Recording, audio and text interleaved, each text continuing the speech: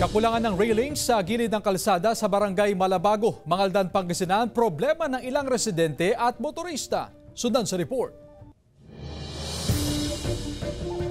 Hiling ng ilang residente ang paglalagay ng karagdagang railing sa bahagi ng Provincial Road na sakop ng barangay Malabago, Mangaldan, Pangasinan. Dahil madalas ang aksidente sa lugar, nangangamba ang mga nakatira sa gilid ng kalsada, lalo na ang mga may inaalagang bata. Mabibilis daw ang mga sasakyan sa kalsada kaya itinuturing itong accident-prone area.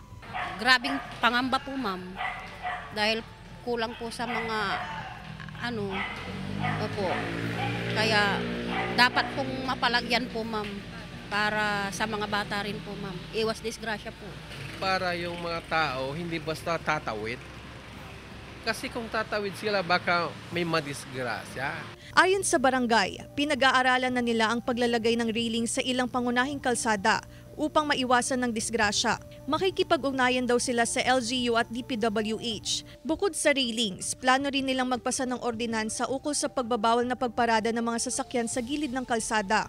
Baka kung pwedeng maglagay ng yung railings, ma'am, ng daanan ng tao. Ini-strictoan namin yung mga nagpa-parking dyan sa mga kalsada. Sa ngayon, pinapayuhan ang mga residente, lalo na ang mga magulang na may menor de edad na anak, na iba yung pag-iingat sa paglalakad at pagtawid sa kalsada.